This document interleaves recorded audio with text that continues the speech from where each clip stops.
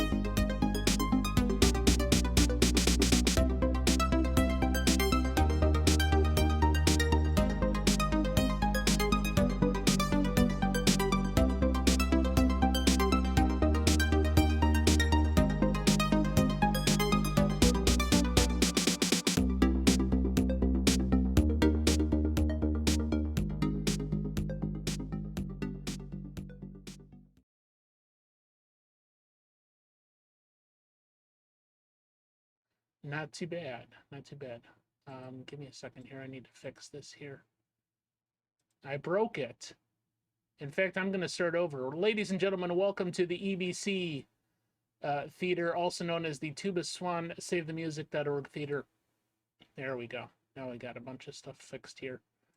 And that should be working.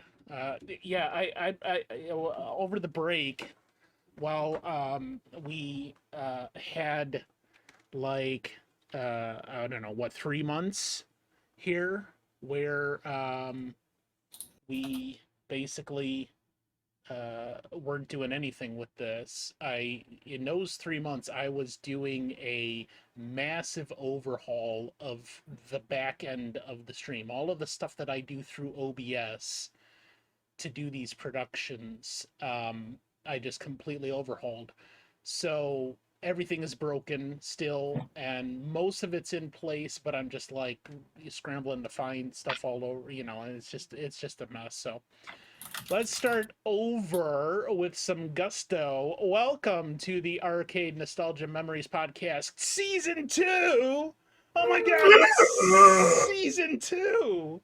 They renewed us for some reason. Yeah, I don't know. NBC is like, yeah, I guess we'll pick up that shit again or something. Hashtag not sponsored by CBS.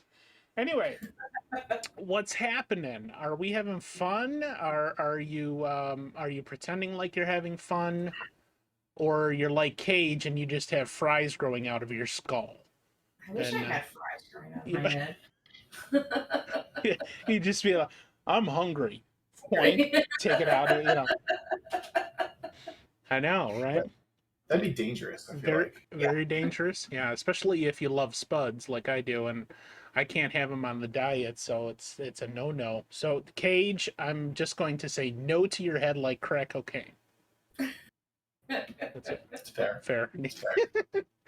All right, so welcome, ladies and gentlemen. Thank you for joining us on this fine Sunday afternoon. Season 2 of the Arcade Nostalgia Memories podcast. Last season, we looked at a lot of different people, gamers in our community that were all presenting their favorite games, and we're going to continue that trend. Although, for season 2, I think we're definitely going to mix it up. Like I know for October, and we're only doing 10 episodes this season, so it'll be roughly once a month between now and May of 2023. For our second episode in October, we're actually going to have a horror game genre roundtable. So we're going to have several people on, and we're all just going to be discussing the entire horror game genre and all of the things that come with that. So that I don't know exactly. It's sometime in October. Just to check the schedule on ebc2021.com, and you can't go wrong. Although I often go wrong with that anyway. Like one of these days I might actually fix the schedule too. But lots of stuff going on, and we're going to cover more of that when we finish up the podcast here. But in the meantime, we're going to go on over to this. And ShortnSweet is going to be presenting a fantastic game from her childhood called Dark Chambers. More specifically, Dark Chambers for the Atari 2600. So this is going to be the first game that we've considered now in this entire series that is from that specific era and from that specific genre of, I think that's 8-bit, right? Or because 16-bit was NES, right? No, NES was 8-bit. The Atari 2600 was also 8-bit, I believe. Okay. But yeah, when I say that, I'm talking more specifically about the type of graphics that Atari is more well known for. Like probably everybody that knows Atari knows Pong, and we know how ungraphically challenged Pong is. But to say that it wasn't a huge influencer on this entire universe of video games and gaming is not correct at all. So games like this, even though they weren't necessarily rich in graphic quality, I think they made up for a lot in providing the foundation for everything that came after. And this did come out in 1989, so that's 2 years after the first game we looked at the beginning of last season, which was Doom with Black Tiger, and that was an arcade game. And you could see the difference in the graphics between those two things, and see that obviously there's a bit of a gap. So maybe Atari wasn't necessarily putting anything out at the time that was comparable, or they were still trying to put out new things for their older console that they wanted to sell more games for the consoles that were already out there. And I got to imagine there's probably some kind of gap between what was available on home console and what they were putting out in arcades with the cabinets and all that, trying to produce quarter eaters. Mm-hmm. So when you think about it in terms of like graphic wise between arcade units and home units, even though you look at the Atari 2600 and what it's capable of, compare it to the NES and what it was capable of, the NES still was, garbage compared to arcade. Look at comparing like Pac-Man in NES or Trog on the NES. Trog is a favorite arcade game of me and ShortnSweet's. The NES version is very awful compared to the arcade version. And I think it's because, you put what, let's just say $5,000 into making an arcade unit versus the $50-$60 Right. cartridge, and that $5,000 arcade unit is going to pay you back in dividends over time Right. because people are pumping in the quarters. Right. So Yeah, exactly. All right. So I'm going to hold on. Let me stop. Stop. Okay, there we go. So we were unfortunately not able to capture any audio for this playthrough that we're going to watch. So I'm gonna just have some of my personal favorite nice cool dark synthwave playing around in the background while we discuss this and watch a I mean, playthrough. there's not much audio. It's just like. Yeah, that's what he was saying. Is that there's no audio except for when you actually fire the gun. But If you collect, like when you collect something, there's like a little chime, but yeah, it's very simplistic. There's no background music throughout. Okay. All right. So we're gonna get started with the playthrough in just a minute, but first we're gonna take a real short, quick commercial break and be right back after this. So stay tuned.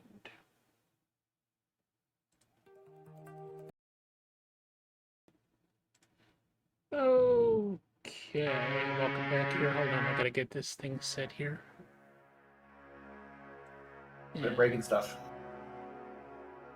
Somewhere around there. No, it's a lack of preparation, so I'm fixing all the shit while we're in the middle of this, you know. So it's just a regular stream at that point. Okay, got it. Yeah, exactly. I mean, there's only so much that you can prepare for. Let me put this right about there. That's good. All right, so Dark Chambers, and I'm going to go ahead and start our playthrough here. 1988 for the Atari. See, now my thing says released April 1989, so already we got some discrepancy here. Well, and I was going to cover that kind of in my little piece, my little spiel here, but yeah, like I saw different dates as far as, and I couldn't get a definitive like actual day of release. It seems like there's quite a few games from the 80s where they don't have listed anywhere on Moby Games, on any type of thing where you're supposed to be able to purchase the games, or Amazon, or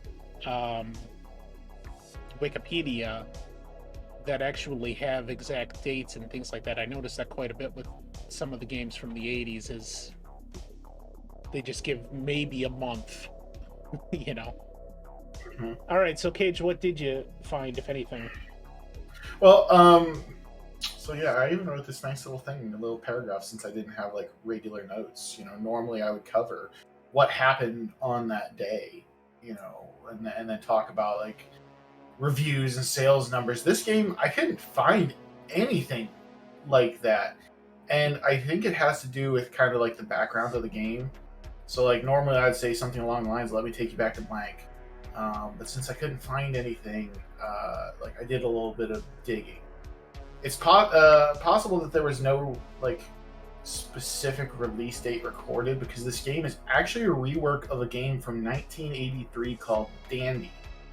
Dandy, a play on D&D, was written by John Palovich, I think is how it's pronounced, when he was an undergrad at MIT as his thesis, as a means to be able to run D&D campaigns on his computer.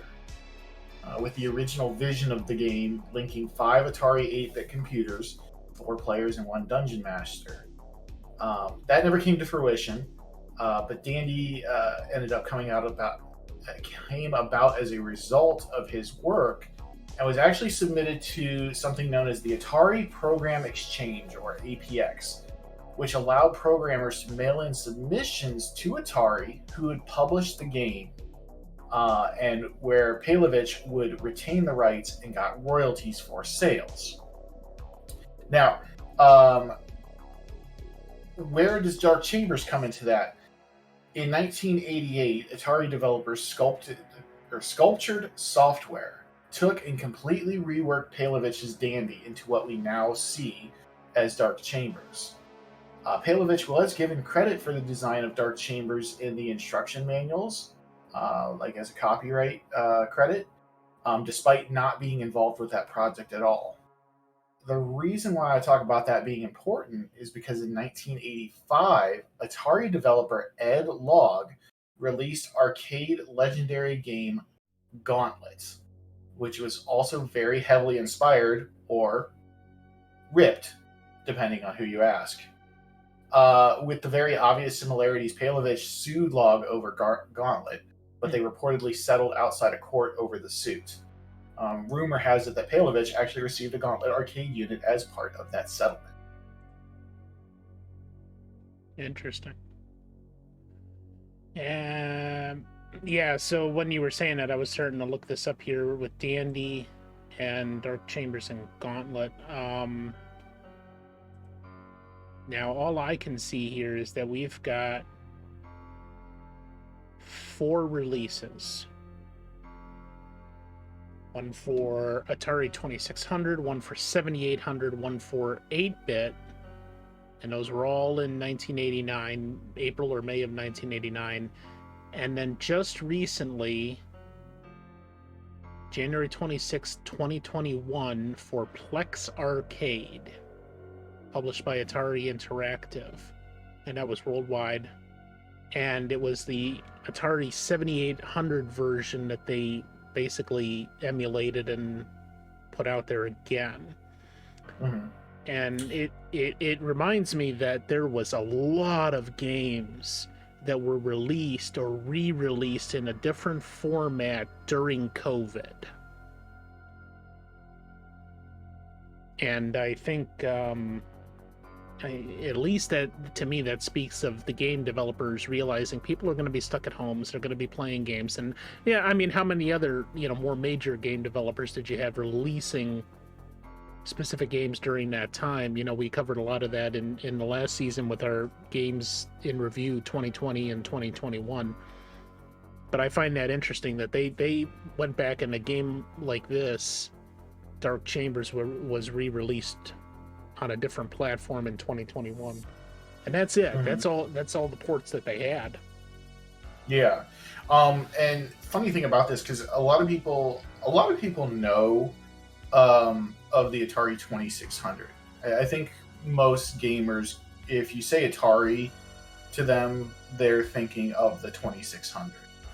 A lot of people, like even myself, until I started dating Short and Sweet, I did not know that there was a 5200 or a 7800. I knew there were various other actual computers, but never anything beyond the Atari 2600 console.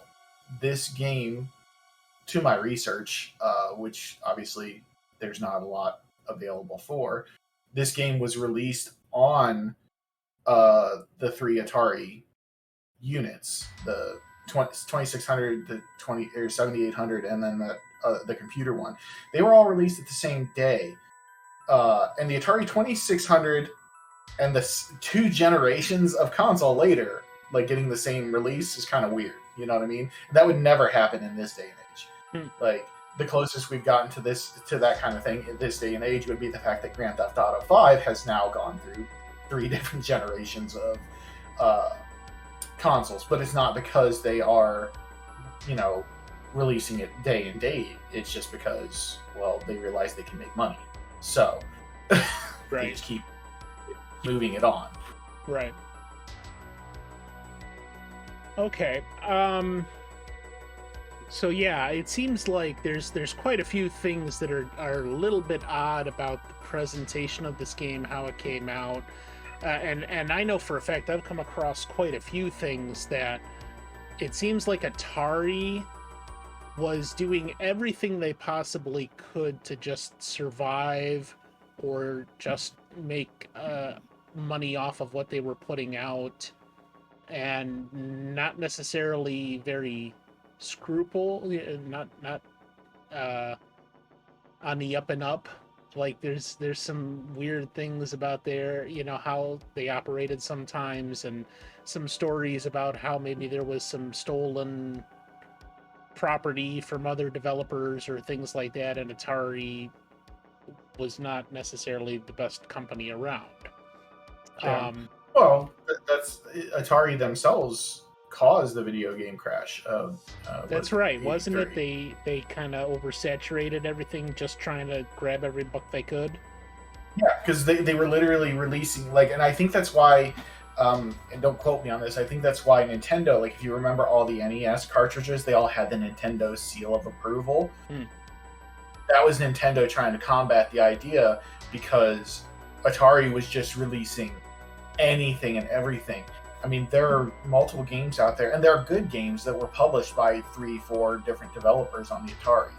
Like, you'll find slightly different cartridges, whether it's just a different label, different logo, different cartridge. Like, there's all those kind of things that you'll find with Atari in the 2600 era. Okay. So a lot of companies out there that were just kind of like roughshod ramming these things through just to make a buck. Okay. So let's switch gears now, and Short and Sweet, this is your favorite game, I'm assuming, from your childhood? This is the one I have the most like memories attached to from my childhood. I would say it is one of my favorites from back then. But this is definitely the one I have the most nostalgia and like stuff attached to. Okay. So why don't you take some time now and walk us through the gameplay, because I think we've established it's a dungeon crawler, for lack of a better term. I mean, essentially you're in this maze-like dungeon, and you're going through and killing enemies, and I'm assuming searching for a few things. So why don't you walk us through the whole gameplay aspect of it? Yeah, so there's 3 different modes to the game. It's basically like an easy, a moderate, and a hard mode. And then there are different enemies within those modes. So I just did this one on easy because I literally haven't played this since I was a kid.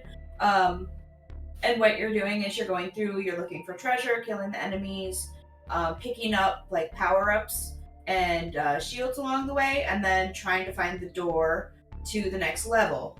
There's 26 levels, A through Z, and then there's also those things that hurt, like the health bags with the X, that's a poison, so that hurts you.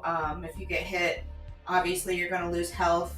Down at the bottom is your health meter, and then the little dots on the left are your weapon power-ups, so it'll just like take less hits to kill them.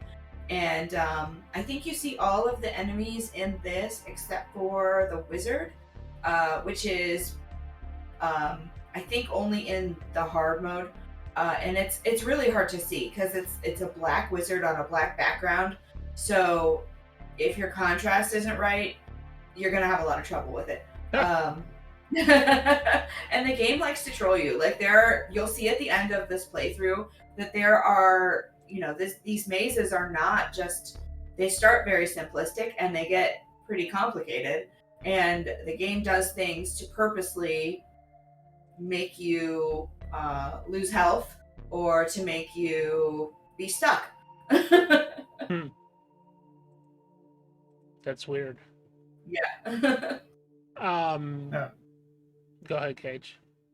I was gonna say, so like, obviously to get her set up for this, we had to figure out an Atari emulator, and I messed around with it a little bit just to make sure everything seemed to work. I like the fact that you'll shoot a skeleton and then it becomes a full blown like person. Like that just seems weird to me. Wouldn't it become the person become the skeleton and chase you around? But well, if you get to the part where there's a ghost, the ghost becomes a skeleton and the skeleton becomes a man. And if you get to levels with a wizard, the wizard becomes a ghost becomes a skeleton, becomes a man. So what you're doing is you're torturing these poor souls by bringing them back to life. Yeah. Once they're already dead and relieved of this mortal coil, And then you are killing them bringing again. them back to life. It's not a gun. It's a weapon to restore life to your enemies so that you can Right. kill them all over the place.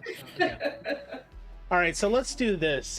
Dark Chambers, this is the description I'm reading off of Moby Games. Dark Chambers is an arcade action game similar to Gauntlet. You're an explorer in an underground maze. Your goal is to survive the 26 different levels, which you mentioned, and collect as many of the hidden treasures as you can. Hidden somewhere in each of the levels is an exit, which will take you on to the next level. Trying to stop you from completing your quest are a wide variety of creatures, including zombies, wraiths, skeletons, wizards, and the Grim Reaper. Is that the final boss? The Grim Reaper? I don't recall. Maybe that's what I'm assuming the wizard is. But then you said there's wizards. Yeah, unless there's So- like a separate subset of wizards, maybe. And the last one is the Yeah, Grim Reaper. I only remember those 4. Okay. Like I said, I haven't played it since childhood, so maybe in those higher levels there's an extra enemy I'm not, because I don't believe there's a final, like, there's not a final boss level. It's you're in level Z and you find the door, and that's the end of the game. Okay. Like, well, not really the end of the game, but if you're in easy mode and you get to Z, go through the door, then it takes you into medium, and you go through Z, go through the door, and takes you to hard mode. Okay, so really you're going through all 26 levels 3 times. Right, for the entire, and that's it. Okay. It just repeats. So now you're on the third hardest level, Z, and you go through the door, and what happens? It starts over. From easy? I don't actually remember. Okay. I just wondered. I know that my grandfather and I sat down and we decided we were going to play through this whole entire game. There's a 2-player mode. We decided we're going to play through this game. We're going to beat this game.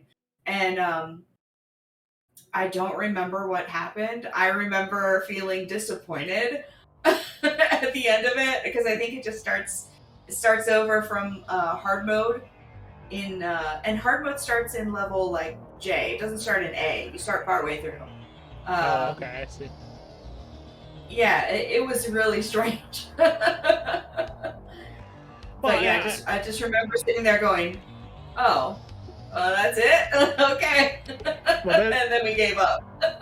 Well, that almost seems like I was watching a video on a man who created an AI that does nothing but play Tetris, and the AI, the way it's designed, it doesn't lose, so it just keeps on going with the speed increases until the speed doesn't increase anymore, and the computer can keep up with it, so it just keeps on going through levels and levels and levels. And like this video he showed was like maybe, I don't know, 30 or 40 minutes long, and he's got it sped up, the video itself, so we're talking about like 3-4 hours that the computer's playing a Tetris, and it just keeps on going, and then the colors start getting really weird, and he starts, and he gives a rundown of everything it goes to until the game breaks, and it gets to a point where you just can't actually play it anymore because it just can't handle the fact that you're at such a high level, and it continues. So I thought that was interesting, and maybe it's along the same lines here, depending on... It could be. There's a lot of Atari games that are like that. There is one that I used to play called Food Fight. Same kind of idea. It just goes up in levels until it gets to a point where the programming basically just runs out, and you start seeing all these weird glitches, and then it'll just be done, because they never expected anyone to sit there, I think, for hours and hours and hours and play the game. Little did they know how much time we kids could waste on this stuff. All right, well, that's rather interesting, that they set it up that way. So essentially, at the very least, you're going to get more gameplay out of this than just running through the levels. You do that, and then they either start you over or keep on looping back to a specific spot. So your gameplay experience can continue at the very least. All right, so yeah, let me continue with this. Each of the creatures in the game has a different strength. When you shoot a creature, it transforms into the next weaker creature.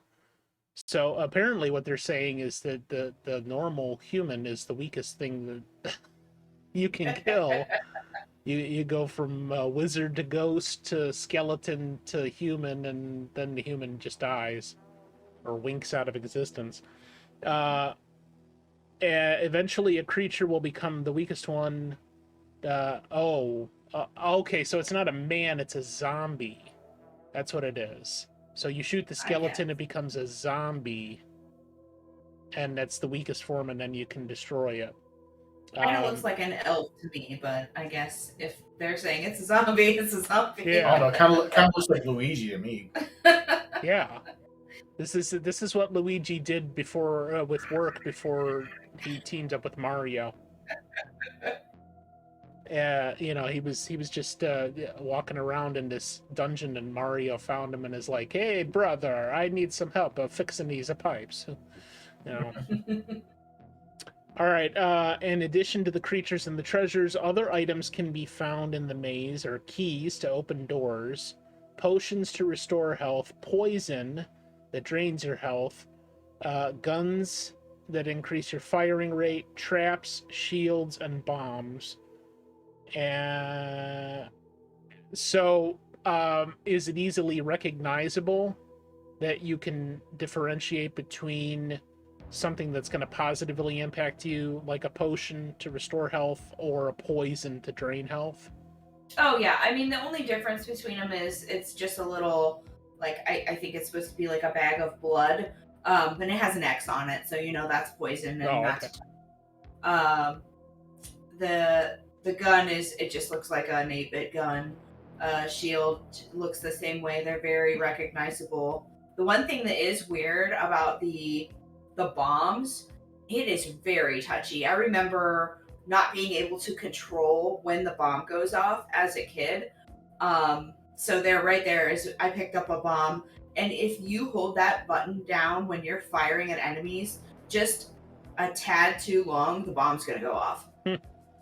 So I always struggled with that, just not knowing why that was happening. And as I was playing through it, it was like, oh, okay, so you have to just like very lightly tap that button as you're shooting the enemies if you have a bomb, because if not, it's going to go off. Now, you said you played this on an emulator. When you were playing this as a child, was it just the standard joystick with the one red button? Yes. Okay. See, now I was, I had gotten this Atari purchase last year or earlier this year, and I was able to get the original controllers, and it was too old for me to remember, so I didn't recognize what it was. Mm-hmm. I looked at that and I'm like, boy, this is really fucking simplistic, Yeah. And I got to imagine it's maybe even harder to control with an original controller.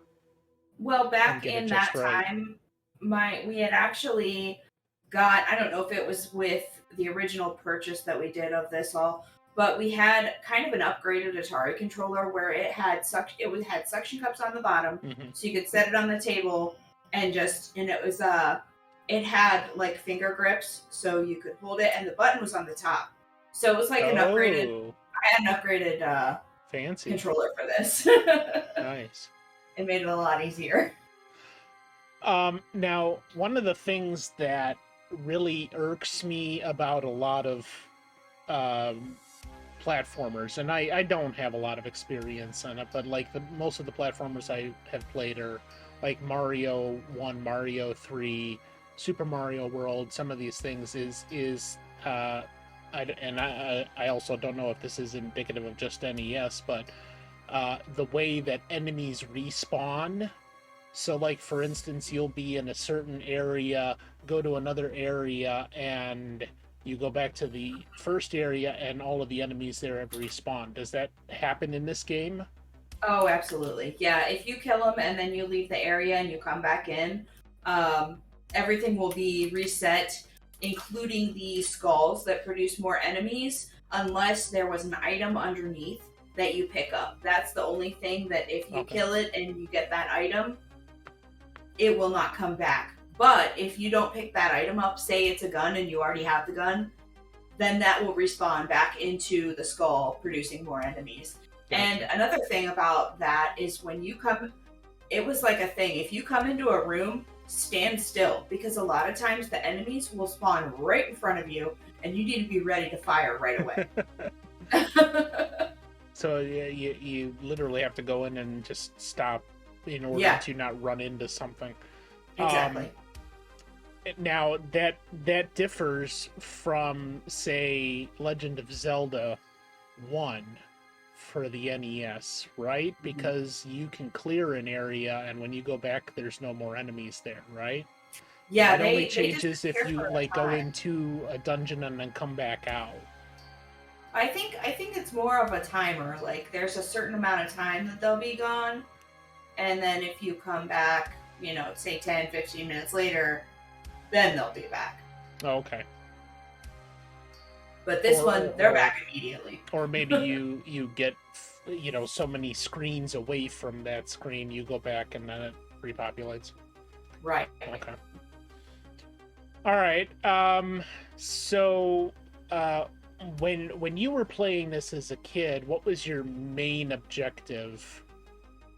Were you trying to complete the game, or see how far you could get, or see how many items you could pick up, or?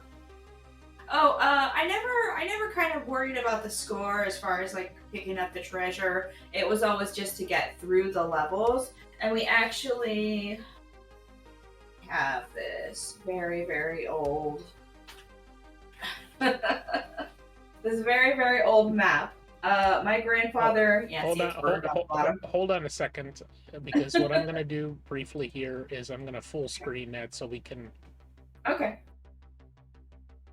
take a closer look. And there we go. So this is on like super old computer paper. My grandfather hand drew all the levels, all the rooms where all the treasure and the keys and everything were and he drew all 17 levels of this. Wow. And as you can see, it's not in the greatest shape. And looking at the back, this is the first time I've ever looked at it. It's payroll reports. There's like people's names with how much they made, and that's pretty funny. It's like the first time I've ever really looked at that. You were talking about laminating that. But I would also consider just making a digital copy. Yeah. Like scanning it in, or even just putting it on a copier and getting new paper copies. Yeah, that is fantastic. Thank you so much for sharing that. That's the type of lore that I really like to explore in this thing. Yeah, that was something when my grandfather passed away, it was very important to me to make sure I had that map. That was like a labor of love. Hold on, let me get this reset properly now that I did that. There we go. Yeah, so that's awesome. It's kind of funny because like when we started dating, she told me, she's like, "You're gonna love my grandfather." Like when she realized what a big gamer I was, she's like, "You're gonna love my grandpa when you get a chance to meet him." And that man had one of the biggest game collections I had seen. Honestly, like we used to have a very sizable collection before we decided to start parting with it. And why are you crying over there? Because we're talking about Grandpa. Her grandfather meant a lot to her. Yeah. He passed away. A few years ago, unfortunately. Okay. But no, he had one of the biggest game collections that I had ever seen. Honestly, Scotty, you guys never got to see my game collection at its fullest. But we both have obviously seen Joel's game collection, and his game collection would put Joel's down easily. And not only did he have just a ton of just a ton of different games. I mean, he had multiple copies of these games. And I know a point of contention within her family was that we're pretty sure some of her grandfather's games were taken by some people that should not have ended up with them. Yeah. So and that they just took them for the idea of selling them. Like that was pure. He had some pretty valuable stuff, and he got all that because we would go around, and he was a lot garage of sale this was kid. after my grandmother had passed away. He would go around to yard sales, and he just loved going and finding lots of video games. A Nintendo with 20 games with it, or an Atari with a handful of games with it, and he would buy all of that stuff. And the system included just to get all the games that he was just trying to get all the games that he could. Right. And we ended up with, I think at one point we had like 20 Ataris, and it was like, okay, we got to get rid of some of these because there's no point. Like, keep a few and have like a backup, but we don't need 20 Atari systems. But he bought it for the games. He would buy the whole set. Now, that was specific to Atari, or did he do other? No, it was Atari. At the time, it was Atari, Nintendo. Then he started to get into Super Nintendo, a little bit of Genesis. He was super into Pokemon, so then he got into just specifically like N64 and Game Boy Pokemon. Had a GameCube as well, but the bulk of it was Atari and Nintendo. I mean, he probably those were the most, and then he had like not as much for Super Nintendo and beyond. Okay. But he had definitely had some good NES games. We know a fact he had one of the rarer NES games, Mighty Final Fight. Final Fight. He had a copy of that. Yeah. That's cool, and that's what Joel, my brother, has done for quite some time. Like, he is he made it a regular thing to 2 or 3 times a week stop by a thrift store. I mean, yard sales, that's one thing, but you almost, in this day and age, almost have to try to like come across it and just watch and see. But I know, like, just he would regularly go into thrift stores, Goodwill,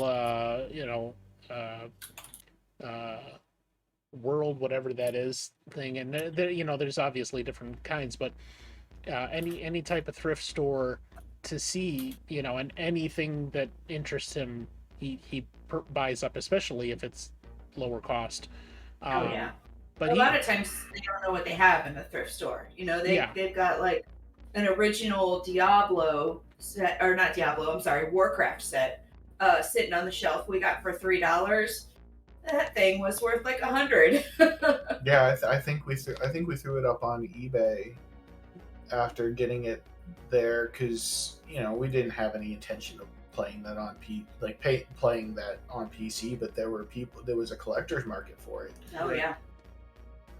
And that's really the thing. And he said he still goes to the thrift stores for that exact function, but he says now they're starting to get wise to what these things are worth, and he can't nearly find the same deals as he used to. Occasionally he does, if somebody doesn't know what it's worth, or it's not actually worth much of anything, but he wants it in his collection. So Yeah.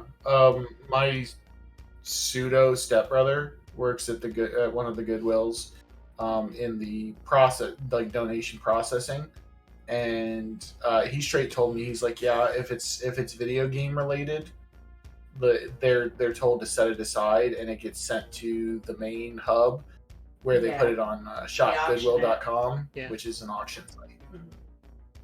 Well, in Goodwill, I don't know how recent this is. They now have 2 locations. If you go on their website, they now have 2 locations, at least in North Ohio, that they sell computers.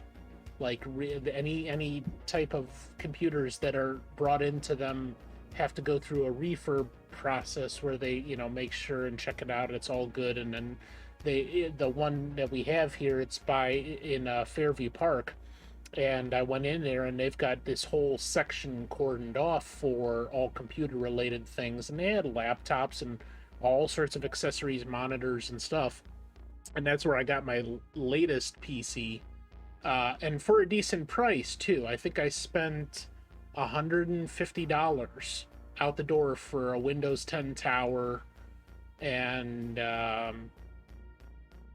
monitor, keyboard, mouse, and all that, and it works, So I was happy with that, and for the purposes that I wanted a secondhand PC, it was the price is right. So, but yeah, I can imagine they're spending a lot more time trying to say, hey, is this actually worth something, or are we giving it away because we haven't taken the time to research it? And yeah, now they're actually taking the time for that.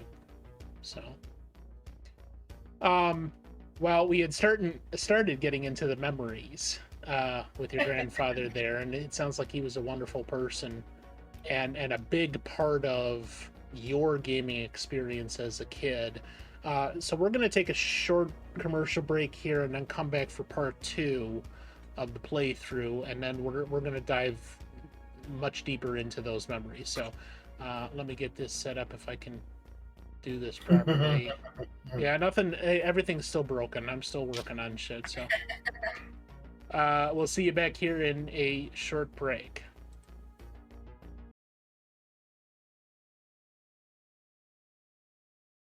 Okay, well, welcome back for the second part of the playthrough. So how old were you when you first remember playing this, or when you think you were like this started to become a part of your childhood?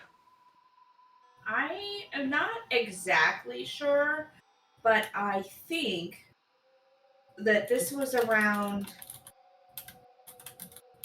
I want to say 4th or 5th grade.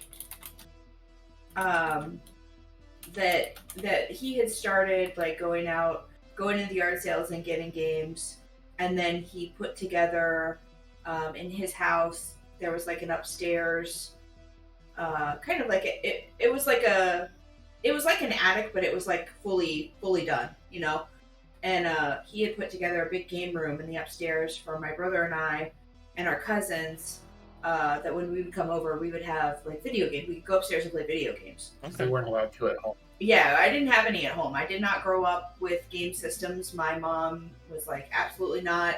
You're going to go outside and play. We're not doing that. Which is funny because your dad is a River Raid fiend. Well, now that he's been exposed to it, he loves the Atari game River Raid. That's funny. Well, and that kind of follows the common trope of your parents don't let you do anything, but the grandparents are there to spoil the fuck out of you, Absolutely.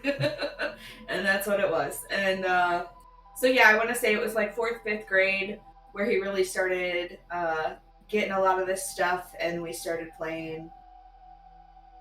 So like middle school. Okay. And if anybody in our chat has any questions for Short and Sweet, please go ahead and ask them. We did have a question earlier. What do you like to dip your fry hair head thing in? Cage? And the answer, well, the way the question was asked was mustard or what was it, ketchup or mayonnaise?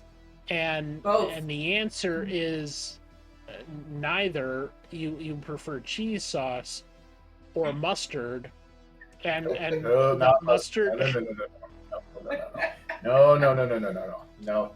Mix them together. Cage is allergic to cinnamon and the concept of eating something that is delicious like cinnamon. So I think we're gonna have to make him some kind of like cinnamon pepperoni based sauce that. If I'm allergic to things that taste delicious, such as cinnamon. He doesn't like cinnamon. Okay, like, okay. But I said my preferred topping is cheese. Cheese is delicious. So, and no one on Yeah. this earth will argue with me that cheese is or is not delicious. So, Yeah, but, and that's an acceptable topping for fries, but yeah, no. although just went with I will say that, and I don't anymore. I did used to actually dip my fries in mayonnaise. you know You what? gotta mix ketchup and mustard together and make special sauce. No, Yes. Yeah, No. that's definitely a thing. Ketchup and mayonnaise together is I have distinctly heard that called Oh yeah. fry that's what mix. I meant mustard, but I meant mayonnaise. Ketchup mayonnaise. And now Heinz is all like, oh, we're the Mayo chup. we're the inventors of mixing mayo and ketchup, and we're gonna call it mayo chup. Look at us, we're all fancy. No, but nacho cheese is an acceptable answer for fries, obviously, but you're still a freaking weirdo for not liking cinnamon. I mean, who the fuck doesn't like cinnamon? I don't know. Fair. Um, We did have a legitimate question from the chat. Yeah, Not no. directed at- Yeah, no, we're Directed just towards our discussing illegitimate questions today. So, all right, legitimate question from Poot Scooty. Scooter McScooterson wishes to know, and I'm going to add on to this.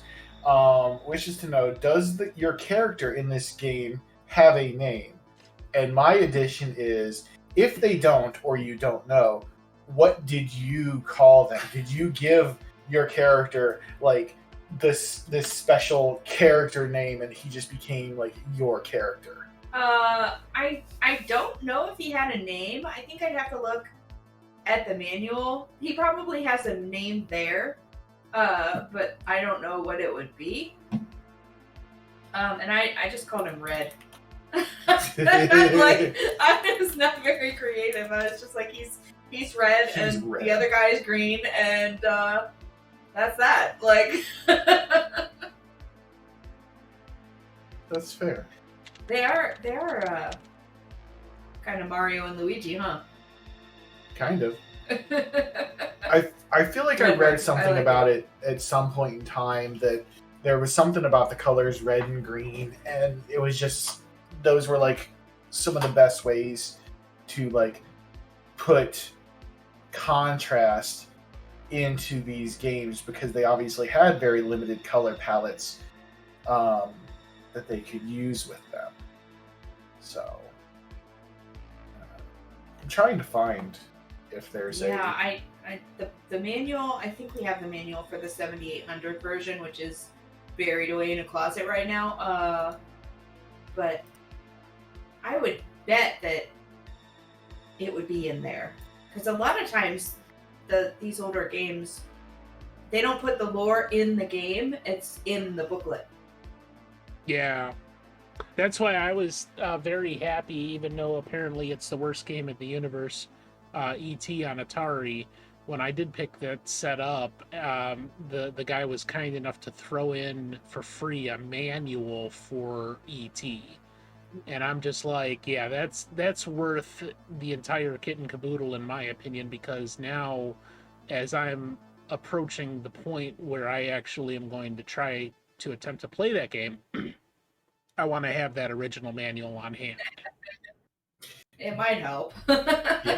It might help, but I mean, it'll at least give me the same kind of perspective as somebody who was playing it brand new back in the 80s. Yeah, and that's the thing, and a lot of people now, let's call a spade on that. A lot of gamers now are spoiled because games don't come with instruction manuals. They literally give you that vast opening cutscene that introduces like all the base of everything you need to know, whereas in this time period, you had to like if you didn't look at the manual, you didn't know what the f was going on. Think about Legend of Zelda, right? Legend of Zelda we've already discussed on this podcast multiple times, and it's one of the most iconic games on the planet. Now, if you let the credit, like the title screen run, it will give you the story. But you know, back in the day, and now ShortnSweet, I know you didn't have games really when you were growing up directly. Scotty, you may have had, but like I remember coming home from KB Toys in the mall, where I had just gotten a brand new NES game, and what am I doing while my mom is driving home? I'm ripping it open and flipping through the manual and reading about the story. If you start like a game like Legend of Zelda, poof, you're just there. That's it, and there's no direction, no hand holding. Just go.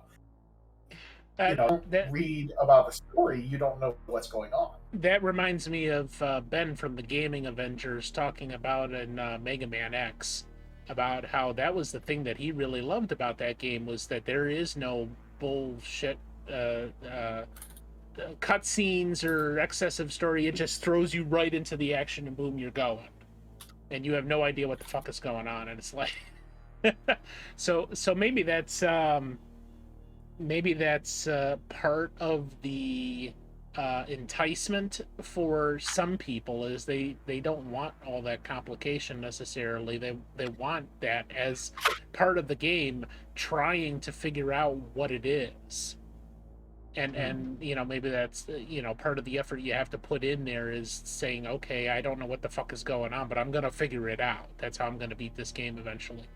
See, now that's interesting. Yeah. You were shooting that skeleton multiple times and it wasn't doing anything until it just turned into a plus. I don't, whatever that was.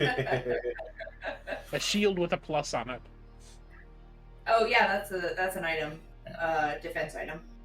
Oh, okay. But you can only pick it up once. So if you get the shield once, you have the shield throughout the game, and then same with the weapons. Like if you get the gun upgrade, you have that throughout the game. Let me ask this before we do anything else, because it's been bothering me. Obviously, we've got a score on the bottom right corner there. I don't know what the little letter E stands for. Oh, that's a key. That's a key. That's signifying you have a key in your possession. Yes. And the larger bar is your health bar. What's the little bit to the left of that? That would be the gun, the shield, and then there's a third item. A potion? Or no, that's not going to show up in your... Just health-based. The gun, the shield, and the sword. The sword, that's it. Okay. Thank you. Yep. So yeah, once you collect all those pieces, you can only get those once. Okay, so that makes sense. So it's just signifying you have those things in place with the single block. Okay. Yeah. All right. The only reason I knew that is I was just looking through the manual to try to find the character's name, and I sort of did, I guess. Oh. The manual does describe, does talk about the character, but you are the hero. Oh. And it's Hero 1 and Hero 2. Hero 1 and that Hero... is the official I like red names. and green better. Well, we're going to start calling him Mario and Luigi now, so. That's funny. Hello, Hero. How you doing today? Are you ready to go dungeon crawling? Yes, Hero 2. Let's go. Exactly. Or the fact that the dungeons are labeled A through Z. How many dungeon levels do we want? Well, how many letters of the alphabet are there? I think 26. Okay, so let's do 26 levels. What are we going to name them? We might as well use the letters of the alphabet since there's 26 of those, all right.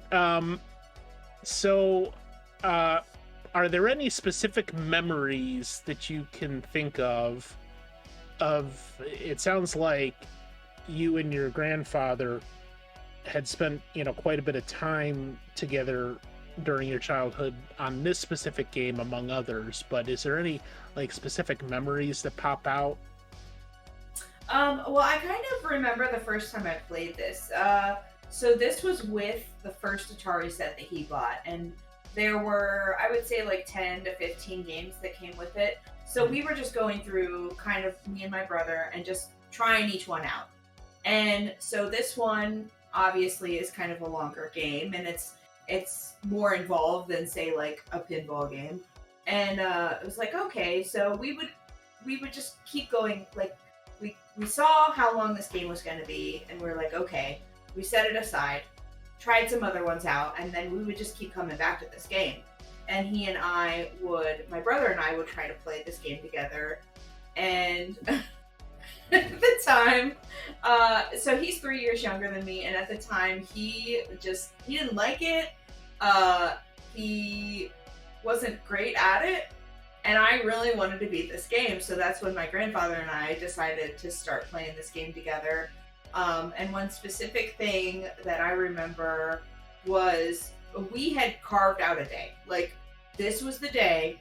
It was just me and my grandpa. My brother wasn't going over. We were going to play this game and beat it. Right. And that's when I didn't know he was drawing that map. He had gone through and done that on his own. And I came over that day and he had that map and he was like, okay, here's the map. Like, we're going to do this. So that was like one of the most cool days. Like, it was just me and him, because it was always me and my brother at my grandparents' house.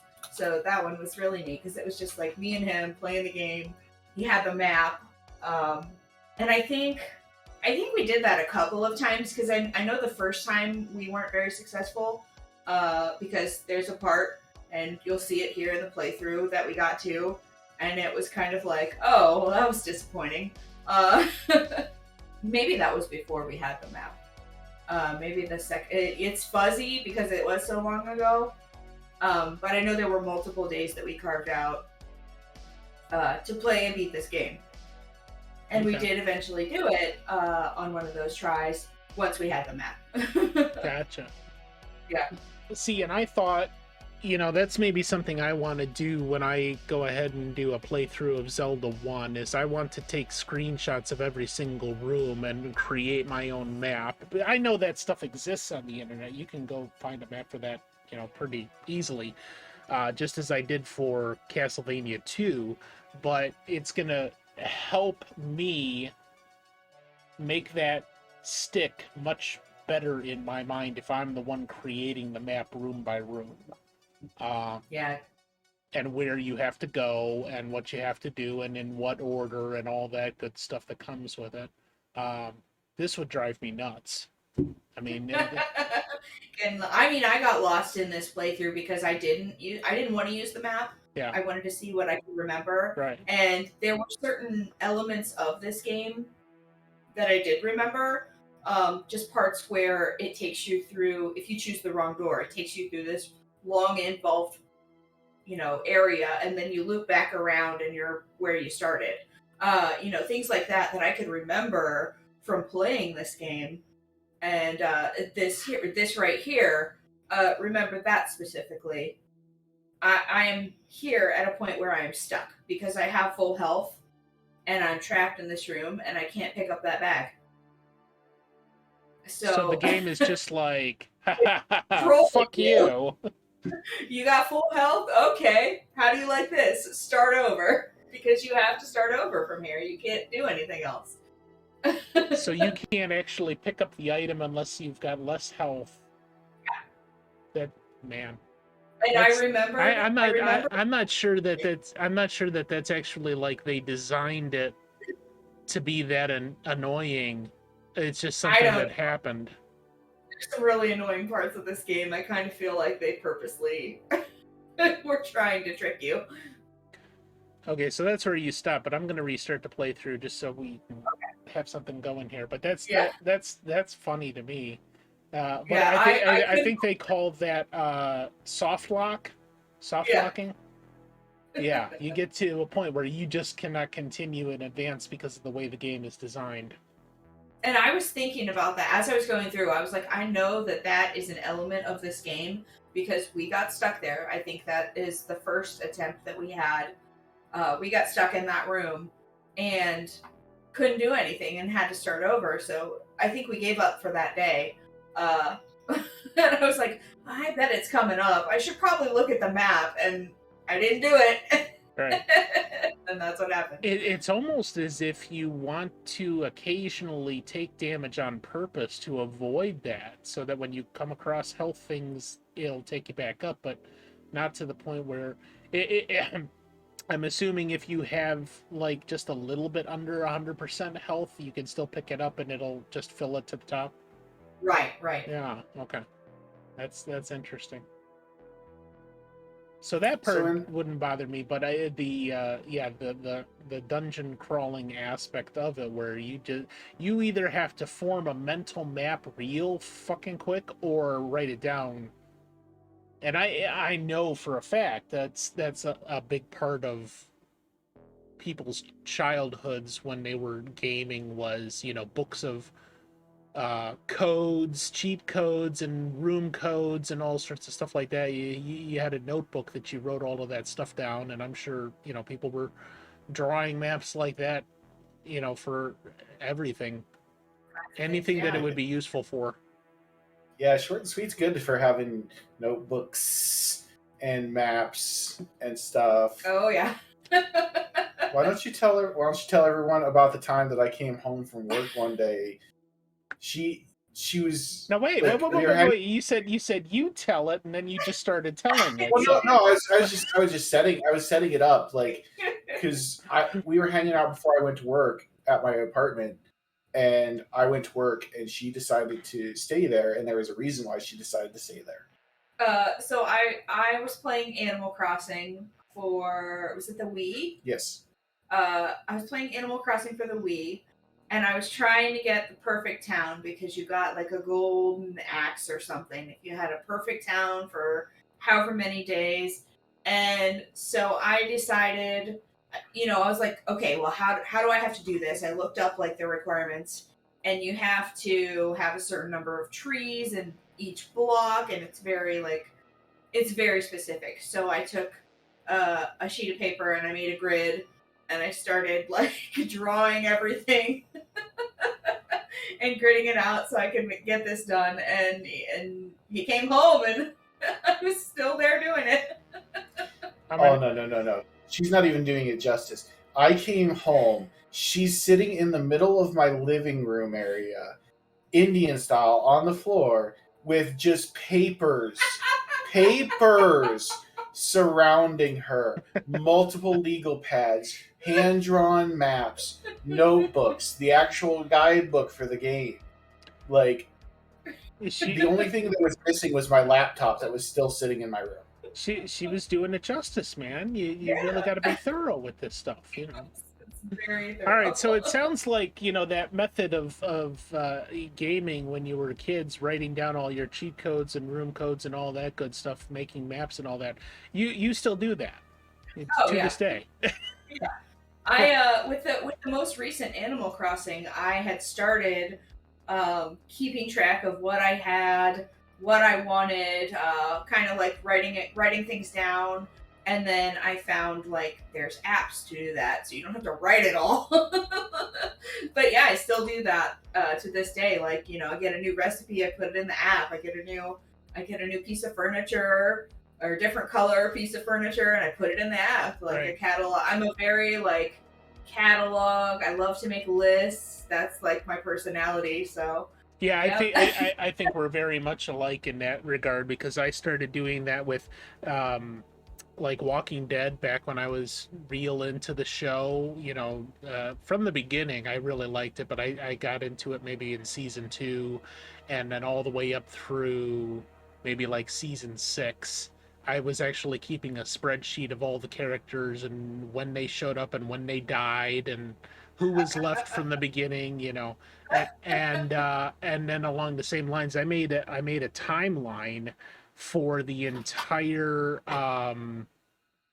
Oh, what's that?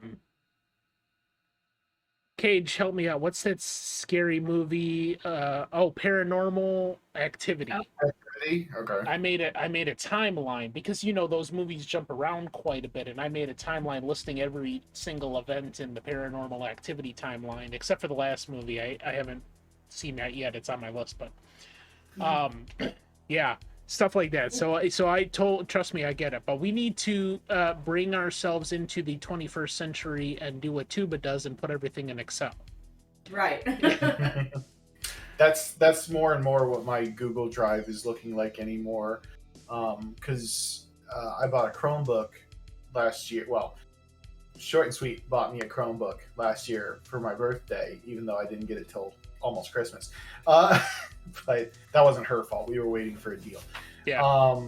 And now, so like obviously, like when I'm messing around with stuff at work, I'm using my Google Drive, and I like spreadsheets. I used to have a ton of spreadsheets on my computer, still do on the Potato, but yeah, my Google Drive is now full of, Google Sheet documents. You're converting yourself into a swan.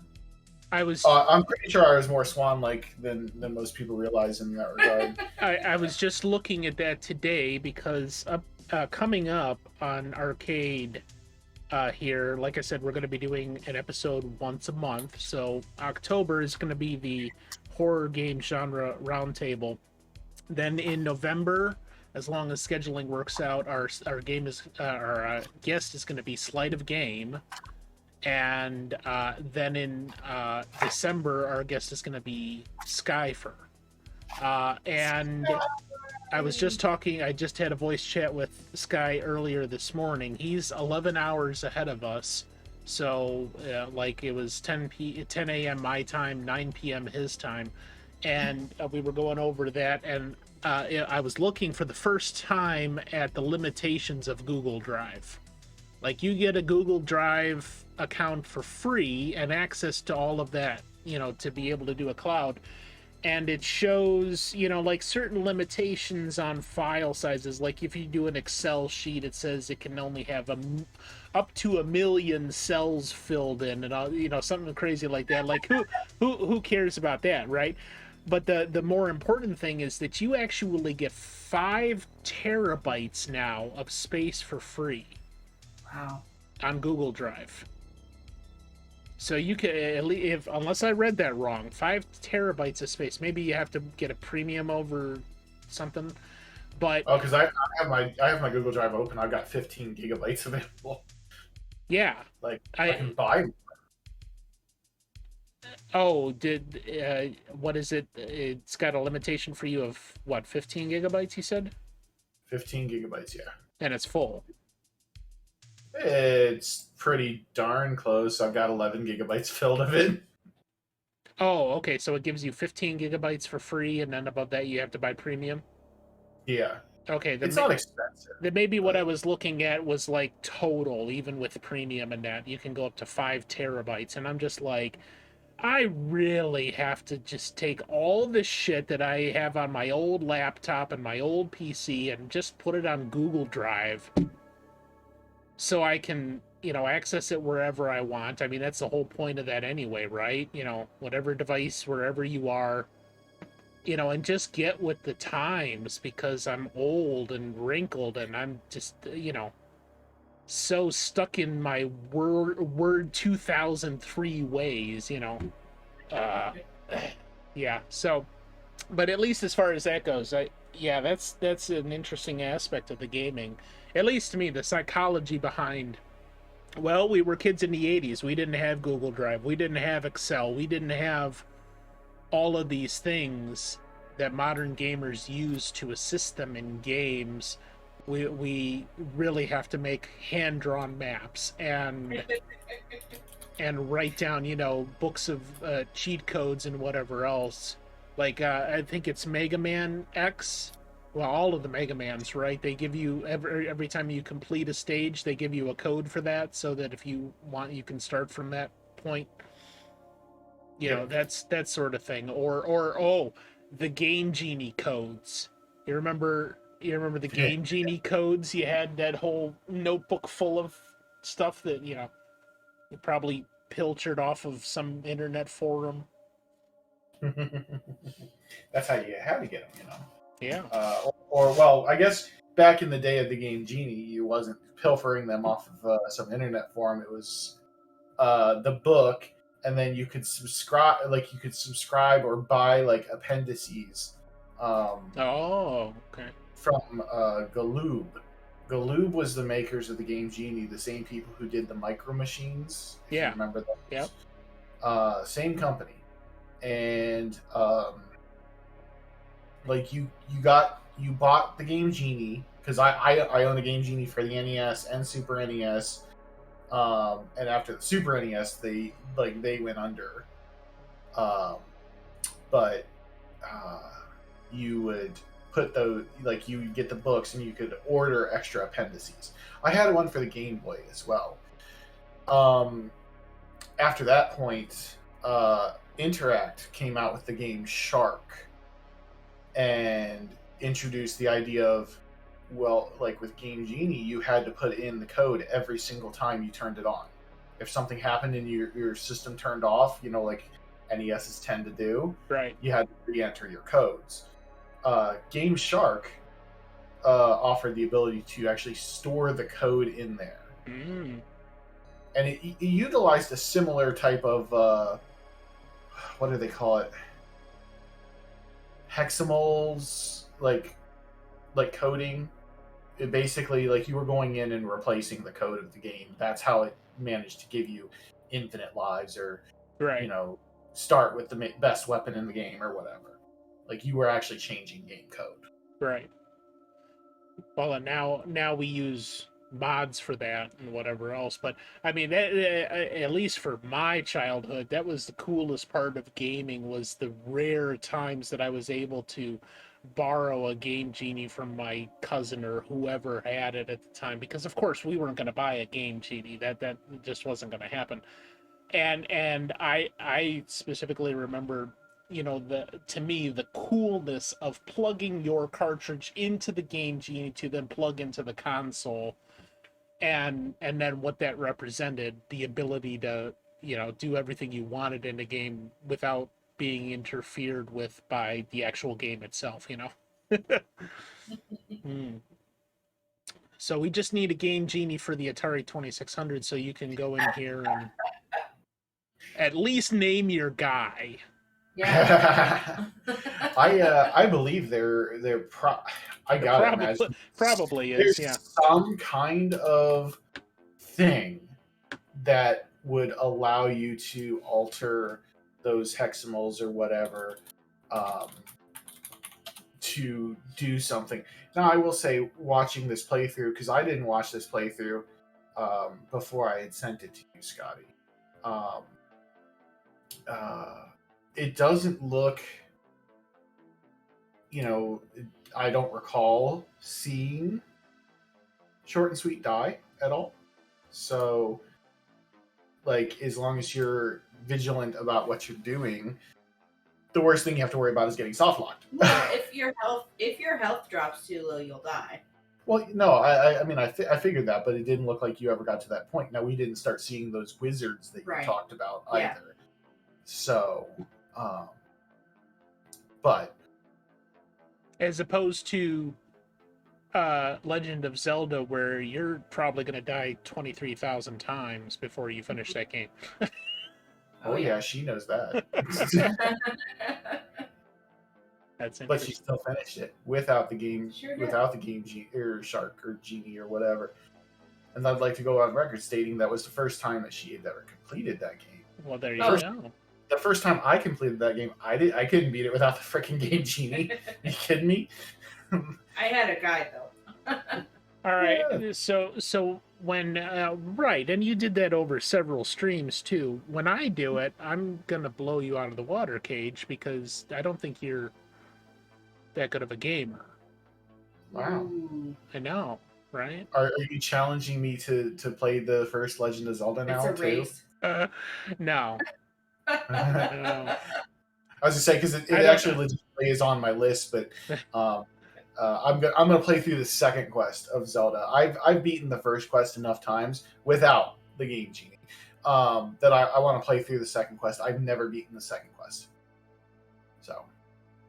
Well, I don't challenge people that don't like cinnamon. It's no.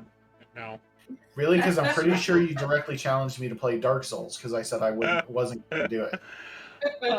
That was just me fucking with your mind. Don't make any Play some actual BioShock. challenges. Yeah, I On know, board. right? I got to play BioShock now. All right, yeah. See, you haven't even donated to the goad Scotty into playing BioShock challenge that's been on my thing this entire stream, and it's just like, well, what are you doing with your life, Cage? Well, you know what? I forgot. Okay, I have 50,000 points in your chat, He has potatoes. and you on have his nothing head. that you want me to spend them on. So I forget know, about it. right? I was working on something to go ahead and get some other channel points. I haven't gotten to it yet. I got too much shit going on right now. Like, well, I'll get to that in a second. But so first of all, do we have any other outstanding questions? I thought we had at least one there. Yes, Yeah. they're actually. I have 2 questions. Go ahead. So again, from Pooter McScooterson, they're curious. How did Grandpa get into video games? Like, did he work with computers? Because it seems like an odd hobby for a grandpa. At least back then. Yeah, it is, I think, especially in that time period, too. So before I was born, he had a TV and radio repair shop that he ran for several years. So that was kind of like a side hobby of his.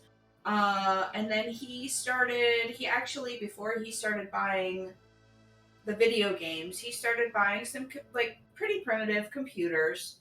And then found, I think it was a box of like the old school Pong games. Like literally it was just Pong. And it was at a yard sale, the person said, I think they're broken. You can have them. If you think you can fix them, they're yours. So he took those home. He repaired those. And then from there, he was like, oh, I'll buy an Atari. And that's just kind of how it started. And then it kind of grew to what it was. But yeah, so he had that background in like in wiring and repairing old radios and TVs, and then got further in and got into computers and video games, and then that was history. Thanks. Yeah, that's what I'm trying to do now.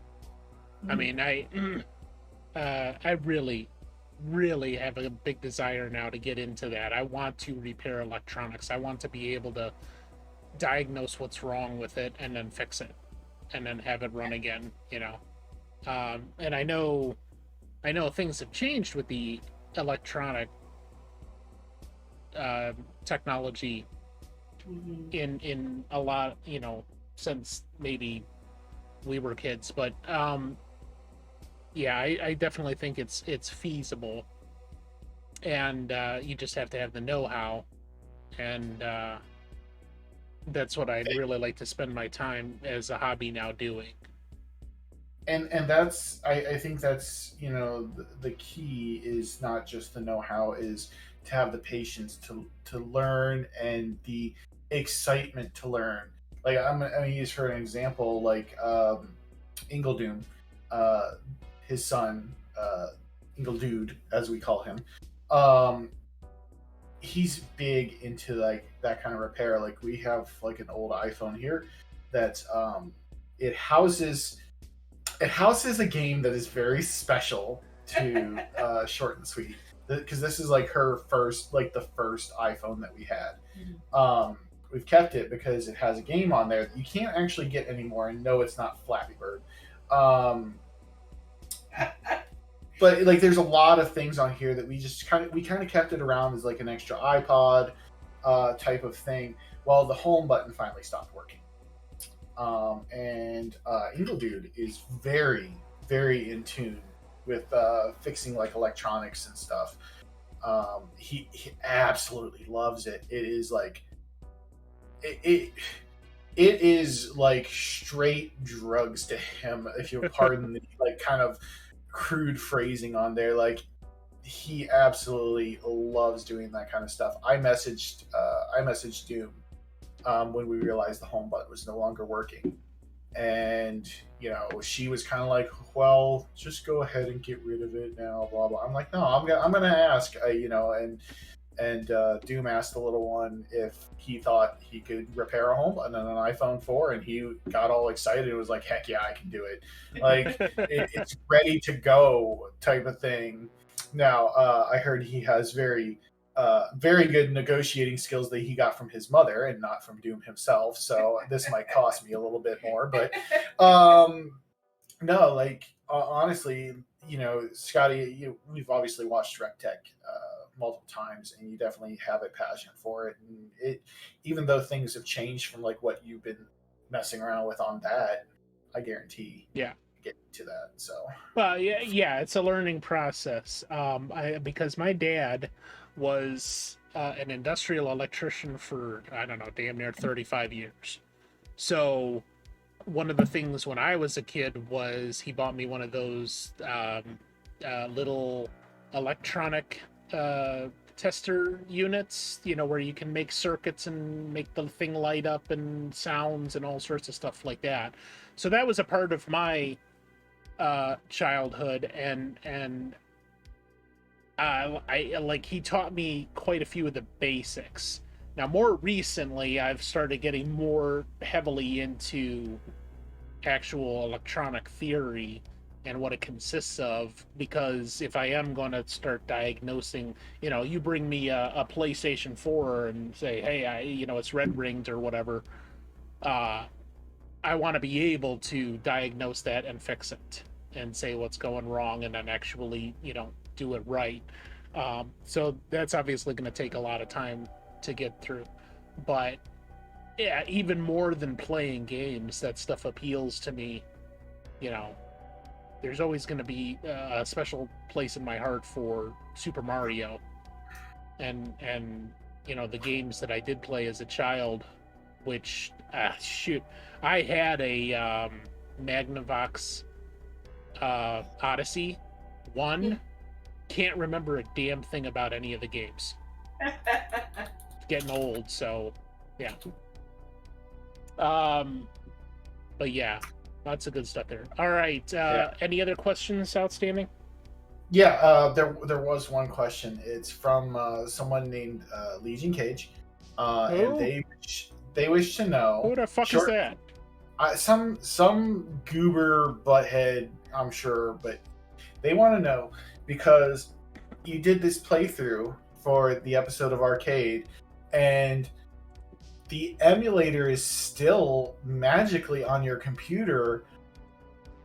Would we be seeing you play this and complete it on stream in the future? Yeah, I do want to sit down and play it again and get to the end. So it is, I would say, very likely that I will stream this in the future. Because, not gonna lie, like, I've been sitting here watching this, and everyone gives Atari, like, the 2600 and the 7800 a lot of crap. I love the 7800. We got one, a few years ago, and as I mentioned earlier in the podcast, that was the first, like, real exposure I had to that. I knew of the 2600, but not the other ones. The 7800 is fantastic, truly. It still didn't have graphics that properly rivaled like the NES, but there were a lot of really good games on there. And for games that you loved from like the Atari 2600, being a lot of them were re-released on the 7800. It was really cool to see. And I'm sitting here watching this, and honestly, like, I have no sound on my end, period, because I don't have the stream live, so I can hear you guys proper and not get an echo. And not that there's much sound anyways. There's the shooting and picking up of items. I don't know. Honestly, just watching you play this game has been kind of enthralling. yeah, you know, it's very. I think it's very well done for a 2600 game. Oh, absolutely. You know, especially when you compare it, like Scotty, you were talking about Pong. Yeah. Compare this to Pong, there's like no comparison. This is insane compared to Pong. I mean, it's almost, literally almost 3D. You not only, and obviously, you know, some of the stuff that came out after that, like Legend of Zelda, and that, where they started to utilize far more what the technology was capable, obviously added to that. But this in its own right, I mean, for what was given, that's pretty damn good. Like, you've got, this is what I was thinking of earlier, your movement and your shooting. You've actually got 8 different movements and shooting angles depending on how you're moving your joystick. Yeah. So I'd say that's pretty damn good for what you're actually getting out of the game, the ability to have that kind of a movement. And yeah, you've got maybe some time that you have to spend fine-tuning your gameplay to be able to be good at it, but how is that different than in any other game? And you have quite a bit of potential with how the gameplay experience goes, where you can go, what you can do, the types of challenges that you're going to meet in game on your way towards the end. So it's pretty damn decent in that regard from what I could see. Yeah. And that's the only aspect I think that would deter me from it is trying to figure out where the fuck to go. And that's why when I started, that's why you want me to upload the map, huh? yeah, which, by the way, yes, if you're going to get that laminated, but if you do, you know, make digital scans of that, I fully expect you to put that in the Conflux, Will do. so that any future person can take a look at that, me or Cage.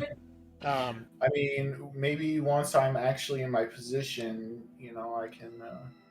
My new position at work, I will have a scanning account. I would be scared. Really? I think maybe the better option would be to take a picture of each page, or like maybe even a portion of the page, because I would kind of be scared to run that through a scanner. It is pretty flimsy. Oh no, you definitely don't want like something with a feeder, but if it's one of those things, oh no, it's like a photocopier. Yeah, and yeah.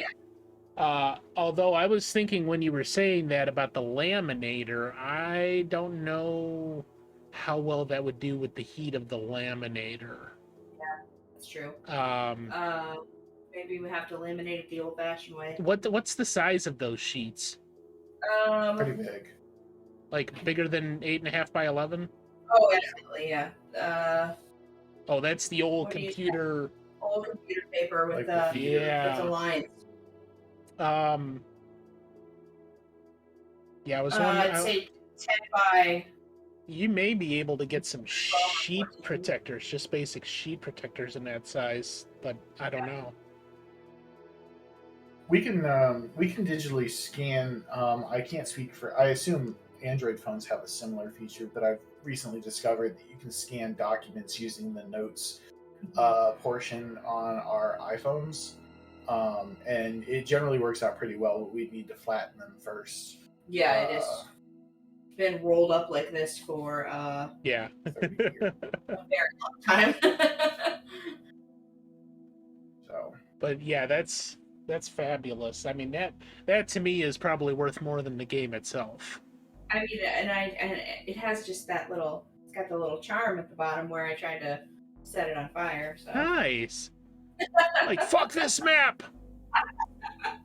We had like a candle burning on the table, and I just remember like looking down and going, "Oh no!" Jeez. There goes my childhood. Right? Well, no, this was back then. Oh, it was. No, that would still apply. There goes my childhood. Right? Yeah. Oh boy. Okay. So we've actually gone fairly long for what these podcasts have been in the past. So in season 1, most of the podcasts that we were doing were anywhere between, like, say 75 and 90 minutes, and we're already 20 minutes above 90, so 110 minutes. And if you're listening to the audio version of the podcast, first I apologize for the length of the episode. We get to talking and we're just like, fuck the time. Who cares if the people listening have shit to do? We're just gonna discuss everything we want to discuss, and who cares. If you are listening to the audio version of the podcast, first of all, thank you so much. I had released just last week a sample of Realms Unknown, The Butterfly Decision. And I had said, if you want to hear the end of it, because I don't know if you guys have checked out the actual audio version of the podcast, but I did 2 samples, one for that one and one for The Devil's Gift, and I cut it off in the middle because I'm a sadistic bastard.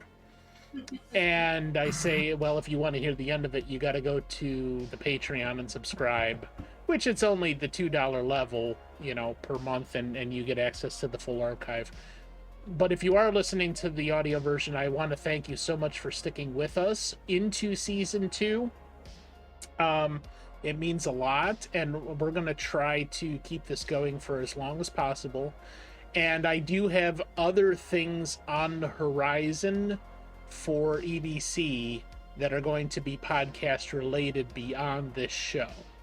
So keep your eyes peeled for that. If you are a fan of RCADE, then you might find some other stuff coming up here in our repertoire that might be of interest to you as well. And as I stated previously, you can just go to our website, ebc2021.com, and check out the schedule there and some of the other things that we have available, the Patreon, the archive, and a whole bunch of other stuff. Thank you, Cage. I appreciate you. And that's about it. So before we go, I wanted to ask you the one question that has become my favorite question to ask into season 2 as well. When you obviously this is a game where probably close to the entire game it's pretty much the same gameplay experience. Like, you're just kind of going through the motions, going through the dungeon, this door, that door, all these creatures, etc. So it probably doesn't apply as much what I had been asking previously in this case, but so I can modify the question a little bit and just say, when you think of this game, or when you start playing this game, is there a memory, and I'm guessing maybe related to your grandfather, that pops immediately into your head and you will remember every single time because it's connected with this game in that way? Yeah, it would definitely be that, that time where the first time we fully beat this game, and it just started over, and and we were just like, well, we did it. Like, okay, we did it. But yeah, I mean, it was just a great day. So just that whole day of just spending with him and playing through this game and finally conquering it, because it wasn't the first time that we had tried, and but it was the last time. An awesome day. Yeah. Is there anything else from that day in particular? Do you remember? No, not it. I mean, yeah. I don't know if that's the day that I tried to burn the map or not. But no, I mean, just kind of spending time with him, being there with him. Yeah, I got to imagine that that's going to be a special thing for you for as long as you can remember it. So. For sure. All right. Well, thank you so much for joining us today. This has been an illuminating experience to how dark the chambers were. It's a lot of light and dark, and so many chambers, so many keys, and we found our way out. So well, mostly ourselves in a room, but It wasn't even a door lock that prevented us from getting out. It was Nope. the stupid health It was bag. health.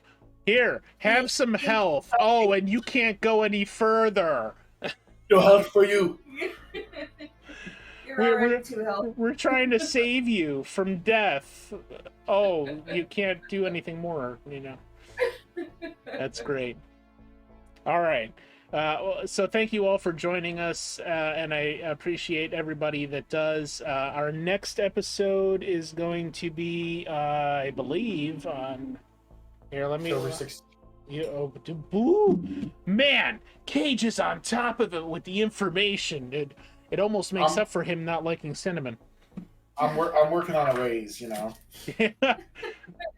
You know what? I am so appreciative and sympathetic and oh, you That got mouse it. Well, I was going to pull it up on my thing, but it takes me a minute to open the browser and all that mess. I am so appreciative of your help, and I am so generous. I am going to give you a 50% raise on the spot right now. You rock, Cage. You're worth every penny of that extra 50% of zero. I'm gonna use it to buy more hats. Yeah. Yeah, I know, Smartsy, right. He doesn't like cinnamon. What the fucking hell? It's like he has decided not to be human or something like that. I don't know. He I think he pulls shit out of his ass and makes it all up. He's just like, oh, No, it's you know, 100%. I don't think I ever claimed to be a human in the first Yeah. place. You all just assume that's not my problem. he just wakes up. He's like, boy, how can I fuck with them today? I know. I'm gonna tell him I don't like cinnamon. He will eat a Cinnabon, though. Oh, I will totally eat a Cinnabon. Dude, you got to do it like we did as kids and just snort a whole, tablespoon full of cinnamon. As someone who has snorted enough pixie sticks in his life, I'm going to say no. Well, I guess you're just not going to live vicariously anymore, so that's fine. We can deal with that. All right, before we get going, Cage, what do you have coming up on your channel, except for the thing on October 1st, because I'm going to talk about that. Oh, that's fair. That's fair. In about an hour, we're actually going to do Fallout on my stream. It's going to be me and ShortnSweet at least, but I have invited everyone else who normally does the Fallout Fridays with us. Okay. Stupid kids, feisty. That's who. Beyond that, Scotty, you said you're going to talk about the thing on the for the first. Mm-hmm. The night before our next episode of RCADE, I will be joined by ShortnSweet, Witch Whitney, Ingle Doom, Casual Murr, and Tom Berry Surprise, and we will be playing the VHS board game Nightmare live on stream, as long as I can get it to work properly. I'm very excited to see that because I haven't seen it. I just started reading about it after you guys mentioned it because I had never heard about it before either. Oh, it's going to be fun, and we're definitely going to play it. I don't know about necessarily on stream, but we're definitely going to play it multiple times. And like the next time we hang out, we're going to be playing it together with you too, Scotty. So, are you playing with the original VHS tape, or did no, you upgrade? We will be using. We do have. The copy of the game we bought was an original copy of the game, and it does have the VHS in there. It is the legit VHS. I'm not sure if it works honestly because my VCR is downstairs and it's not really buried, but it's not hooked up to anything either. And just for the sake of this, it's going to be easier if I just pull the YouTube video version of it. Yeah. So yeah, we're doing that on the 15th. All next month, I am doing Castlemania. There are 8 retro-style Castlevania games that I'm going to be attempting to get through. And then, of course, Cage Match Wrestling is still in the works. But that will be coming sooner as opposed to later. It probably won't happen in October just because of conflicts. But I'm aiming for November, and we're going to get this started, and we're going to get rolling on it real quick. Okay. And Short and Sweet, what do you have coming up on your channel?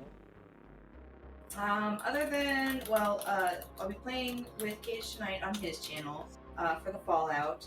I have a work conference next week, so I am going to get a stream in probably Tuesday. No, you're not. No, I'm not. You have something else going on Tuesday involving someone else in this room right now. Yes, we switched our schedule around, remember? Tuesday versus Thursday? Yep, Tuesday.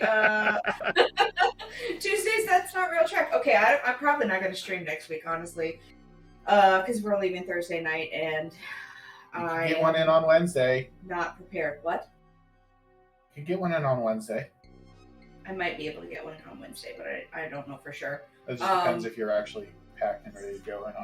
But I will be going back to Disney Dreamlight Valley and Paper Mario. That's right. You just started Disney. Yes. Disney knockoff of Animal Crossing.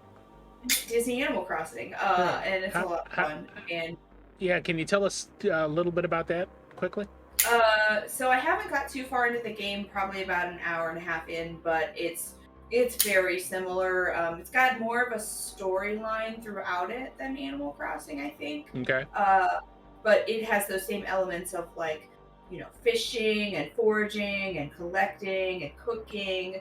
But yeah, I've just dug in. It's got so far Merlin, Goofy, and Scrooge, and I think you're gonna meet like a whole lot more. I've been watching some other streamers play it. I know that there's like a world where you go to meet Wally. Ooh. Yeah, so that I've never seen that movie, so that'll be interesting. But yeah, I'm having a really great time with it, and I'm only playing it on stream as requested by Cage. Okay. So what are you playing that on? On the Switch. Well, you should take your Switch with you on the work conference and stream from the hotel room. Stream from the hotel. Yeah. It'd be out of a realm of possibility. It wouldn't be out of the realm of possibility, but that means we'd have to pack up your laptop, which is humongous. Like, she has literally the biggest laptop I've ever seen. Well, I have to take my work laptop too, so I'd have to take. So you'd have to take two laptops. You're gonna pull them out. Right? Yeah. They're gonna be like, "Why do you have two laptops for just you?" Because I'm taking my laptop. So. Oh God. And then we'd have to take her dock and her capture card and the controller and. Well, that's more effort, I think, than I'm. Can't you stream direct from the Switch? No, not to my I don't knowledge. think so. Really? Is that only like a PS4, Xbox 360 thing? I think so, yeah. Wow. What the fuck, Nintendo? Yeah.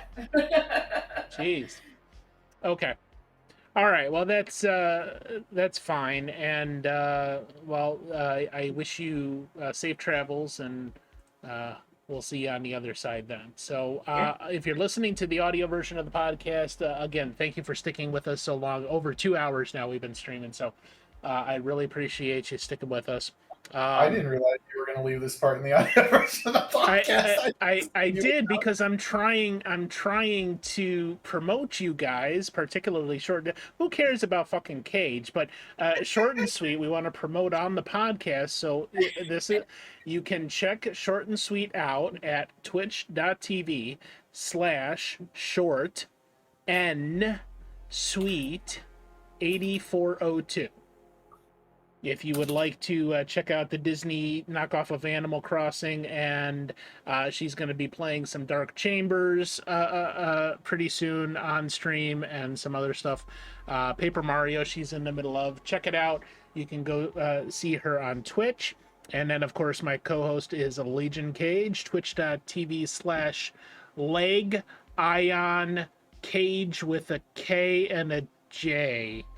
Not at all like real Cage. So LEGIONKAJE. Nobody cares about his channel anyway. So just, all you get is trash and fries and bad gameplay and some other stuff there. And so, yeah. point out I've completed more games on stream than you have. Yes, and you always will, because I'm not a gamer. Big fucking accomplishment. Jesus Christ. No, I love you, Cage. Thank you, and I appreciate you being my co-host and dealing with my ass this whole time too. And I'm sure the listeners like you better than they like me. That's for sure. So, anyway, so that's all it. And of course, my channel is twitch.tv/EBC2021, and the website is EBC2021.com. So thank you for checking all us out here, and we'll see you for the next episode, which will be our October horror game genre roundtable. On the 16th, Cage says I'm going to take his word for it because he knows at least that better than I do. I don't know what the fuck is going on in my life and my schedule. Who cares about that shit? Anyway, thank you. We'll see you later, and good night. All right, so for everybody here still... Yeah, we're not quite done yet. That's just closing out the audio version, because I chop up the audio then and I put that on the podcast, which you can't hear what's going on Discord right now. I don't know. Short and Sweet, she's getting involved with some stuff that we don't want to describe. It's gonna like violate my Twitch terms of service or something. Oh, no. She went and grabbed a pixie stick in this. Oh yeah, she's gonna snort the pixie stick live on stream. Here we go. So not gonna do that. In any case, so coming up, we have, if you're, I don't know if you're a fan of this or not, or if you watch the EBC channel enough to give a shit, but we're switching our schedule for next week because Short and Sweet's going on her work trip, so we're actually doing on Tuesday instead of Thursday our That's Not Real Truck Watch Party podcast in the Conflux Discord. This week we are looking at, I believe it's Discovery Season 2 episodes 7 and 8. Either 7 and 8 or 8 or 9. 8 and 9. 8 and 9, there we go. Yeah.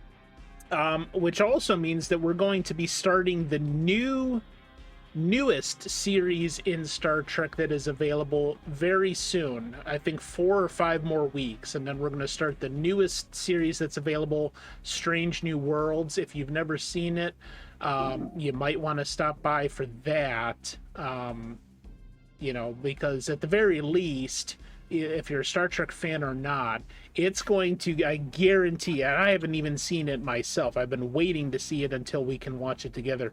I guarantee you that's going to be much closer to the original Star Trek experience than anything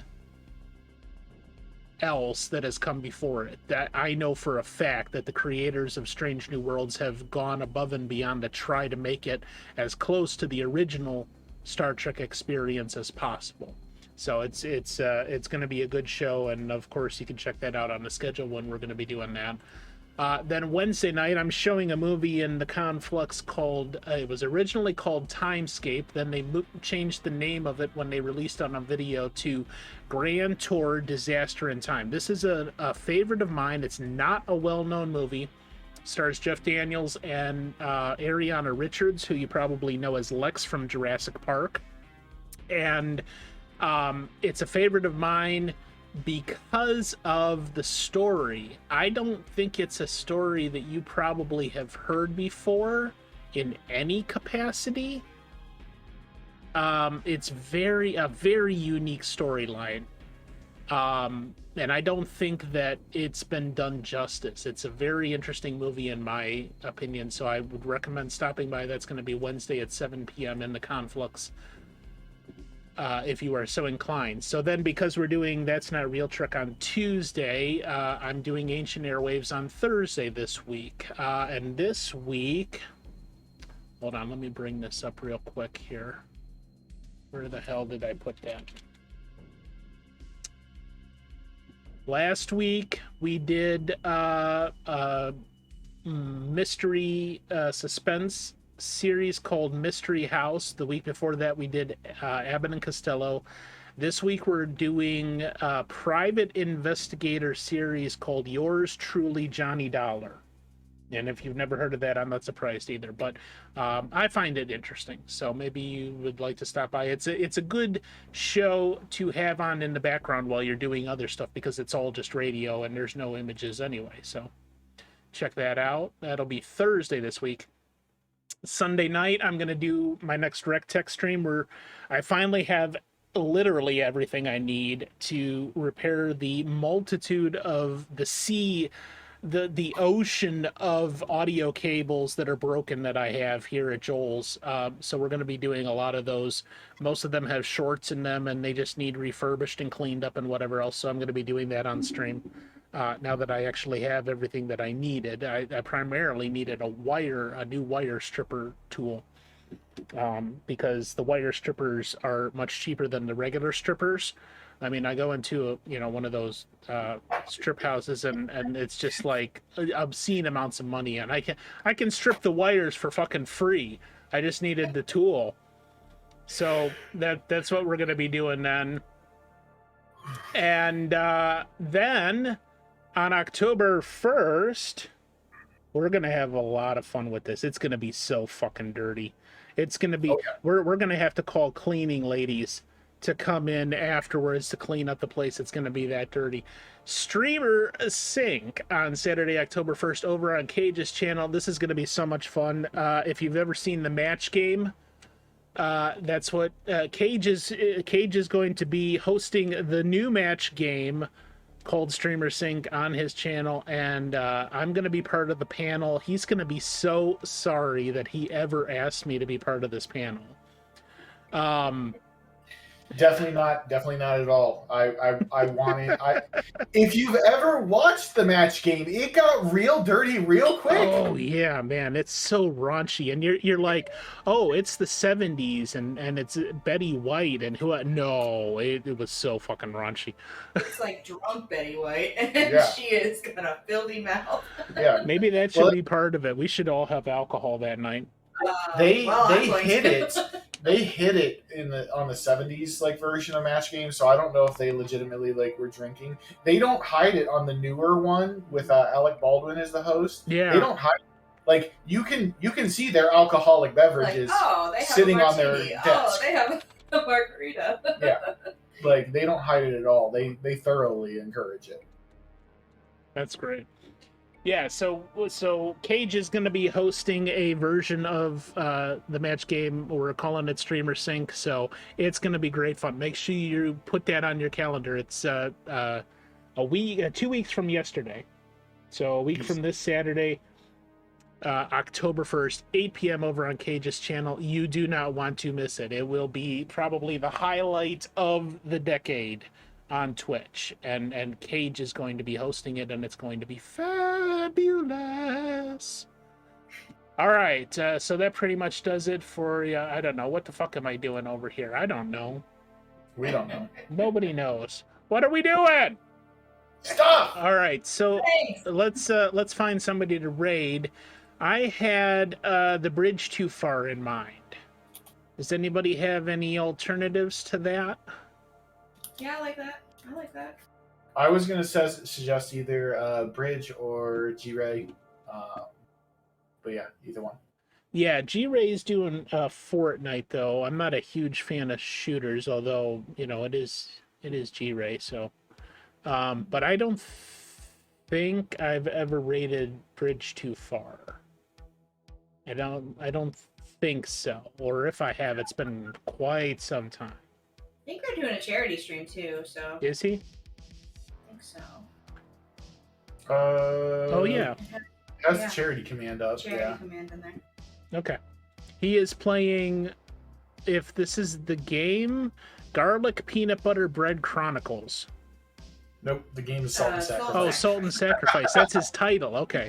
I was like, damn, that sounds like a fucking badass game. Garlic Peanut Butter Bread Chronicles. All right, here we go. All right, so we'll do that. Thank you all for joining us. Really appreciate you. Hold on, let me get the thing. I got to spell this right, because if I don't spell it right, we ain't going to no fucking bridge. Da bridge too far. Okay, hallelujah. All right, thank you all for joining us. Don't do anything I wouldn't do because, well, Cage ain't gonna do that shit. Short and Sweet ain't gonna do that shit. Nobody's gonna do that shit. We've just got a whole bunch of undone shit lying around, and it's piling up, and nobody's doing anything with the shit. And I don't know, if you dare her to do the shit, she'd probably do the shit. well, I already dared her to snort a pixie stick on the show, and she's like, "Fuck that shit. I ain't gonna do that shit." You know, it's like, I don't know, man. I can't win with this. Nobody's doing any shit. Nothing's getting any done. I don't know. I don't know anything. Leave me alone. Okay. Adios. Thank you. Don't forget. In what, about an hour, you guys are gonna be booting up Fallout? Hour-ish, yeah.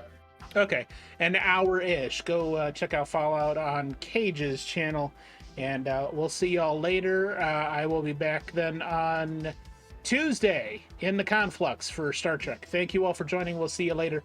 Bye-bye!